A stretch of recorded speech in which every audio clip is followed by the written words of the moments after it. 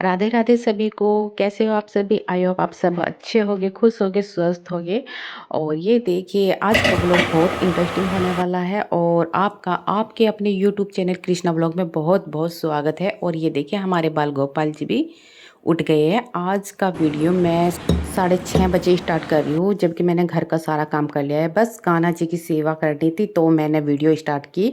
और आप तो जानते हैं, मैं सुबह जल्दी उठ जाती हूँ और सुबह जल्दी उठ के अपने घर का सारा काम करके भगवान का जप करने के बाद फिर मैं कान्हा जी की सेवा करती हूँ और पूजा पाठ करती हूँ। उसके बाद ही मैं बाकी घर का सारा काम होता है, क्योंकि सुबह को मेरा घर का कोई सफाई और घर की केयर करना होता है। बच्चे भी 7 साढ़े 7 बजे उठ जाते हैं, क्योंकि छुट्टियों का समय चल रहा है, थोड़ा लेट ही हो जाते हैं। और यहाँ पर मैं सुबह को उठकर घर का सारा काम कंप्लीट करने के बाद अपना पूजा पाठ का काम करती हूँ। जब तक का बाकी सदस्य घर के उठते हैं तब तक का मेरा घर का सारा काम कंप्लीट हो जाता है। जो मेरा पर्सनल काम होता है, जैसे पूजा पाठ करना, झाड़ू पोछा लगाना, ये मेरा पर्सनल काम है। और फिर बाकी सदस्यों के साथ जो काम होता है वो मैं बाद में करती हूँ। सारा काम हो जाएगा और फिर मैं अपनी फैमिली के साथ टाइम स्पेंड करूँगी, जो क्योंकि फिर बच्चों के पापा उठ जाएंगे, उनके भी मुझे काम करने हैं, बच्चों के काम करने हैं। बहुत छोटे छोटे काम बहुत हो जाते हैं घर में। और यहाँ पर मेरी पूजा शुरू हो चुकी है।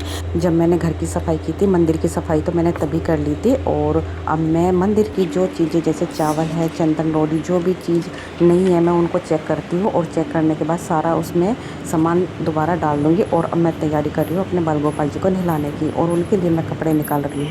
तो सबसे पहले मैंने उनके कपड़े निकाले और उनको स्नान कराऊंगी और फिर अपनी पूजा शुरू करूंगी। देखो, घर में सुख शांति लाने के लिए ये सबसे अच्छा तरीका है।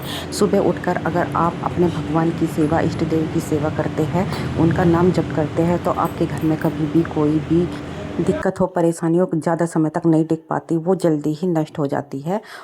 सबसे पहले तो काम यह है कि घर की जो गृहिणी होती है उसको ही ये सब काम करने पड़ते हैं। अगर घर के बाकी सदस्य इस काम में इंटरेस्टेड है तो वो भी कर सकते हैं, लेकिन गृहिणी जो होती है वो तो घर की लक्ष्मी होती है, उसको तो ये काम करना ही करना होता है।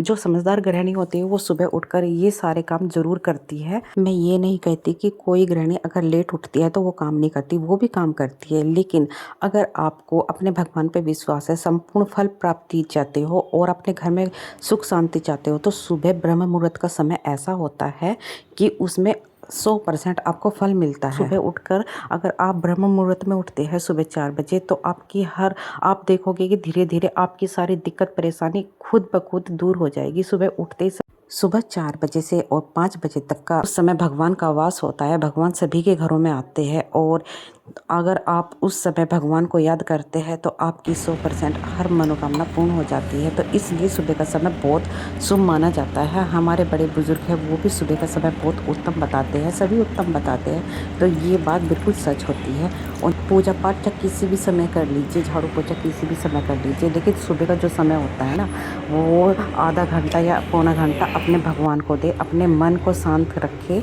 और थोड़ी देर भगवान का जप करें। फिर देखिएगा आपका मन, दिमाग और बिल्कुल पॉजिटिव हो जाएगा और बिल्कुल एक्टिव हो जाएगा। तो यहाँ पे हमारा ट्राइपॉड टूट चुका है और आज मुझे दिक्कत होने वाली है। मुझे फ़ोन को ऐसे रख रख के वीडियो बनानी पड़ेगी। और जो ये जल है मैं पूरे घर में छिड़क दूँगी। सबसे पहले इनका आचमन करूँगी, अपनी आँखों पर लगाऊँगी, और ये देखिए फिर मैं सारे को छींटा लगा दूँगी और फिर पूजा शुरू करूँगी। देखो, यही छोटे छोटे काम होते हैं जो हमें पता नहीं चलता, और यही हमारे घर की सुख शांति को बनाए रखते हैं। पॉजिटिव रहता है और हमेशा सही सोच, सही विचार और सही काम दिमाग में आते रहते हैं। तो ये बाकी जल को मैं अपने पौधों में दे दूँगी, ताकि भगवान का आशीर्वाद हमारे घर पर ही बना रहे।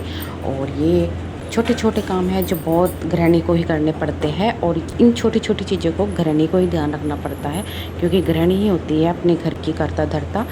तो ये मटका, जो छोटा सा मटका है, मैं इसमें हमेशा बत्तियाँ डाल कर रखती हूँ। जो भी भगवान की जली हुई बत्तियाँ बच जाती है तो मैं इसमें डाल के रखती हूँ। तो हर 11वें दिन मैं इसको जला देती हूँ। जितनी बत्तियाँ होती है सारी जल जाती है। तो इसमें मैं 2 लौंग, दो काली मिर्च और 1 हरे वाली इलायची लेकर उसमें डाल दूँगी, और कपूर जलाकर उसको दिया जला दूँगी, और सारे भगवान को तिलक लगाकर और फिर खुद भी तिलक लगाऊंगी। और ये यहाँ पे मैंने सब कुछ तैयार कर दिया है। ये देखिए, कपूर डालकर मैंने गंगा जल का और थोड़ा सा मीठे का छींटा लगा दिया है। तो ये विभूति बन गई है।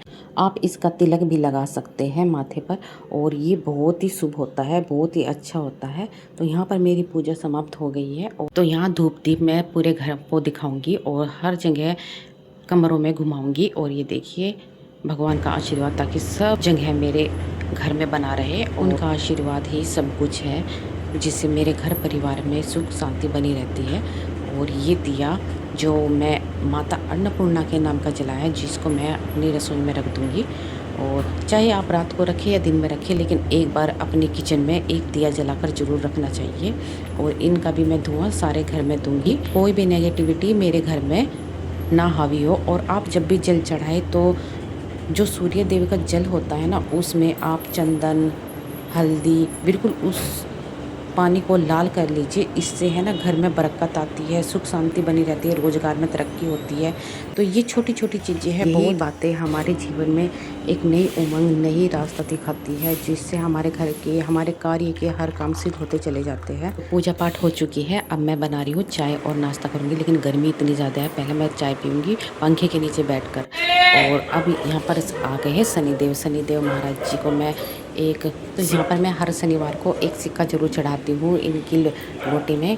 देखिए ये शनिदेव महाराज जी होते हैं, यहाँ पर मैं एक सिक्का जरूर चढ़ाती हूँ जब भी शनि महाराज जी आते हैं। और ये हो गया हमारा सारा काम। सुबह का 9 बजे है और मेरा सारा काम आराम से कंप्लीट हो चुका है, बच्चे उठ चुके हैं। तो मैं सब्जी काटने की तैयारी कर रही थी, तो मेरे भैया ने जूसर ऑर्डर कर रखा था, जो कि आ चुका है। ये देखिए कितना सुंदर लग रहा है।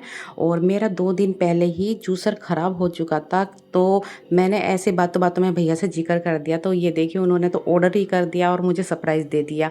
और मैं इनको चेक कर रही थी, बोला कि बहन चेक कर लेना कहीं से टूटा या तिड़का विड़का तो नहीं है, तो ये वापस चला जाएगा। तो मैं सारा चेक किया और बिल्कुल ओके है, बिल्कुल अच्छा है।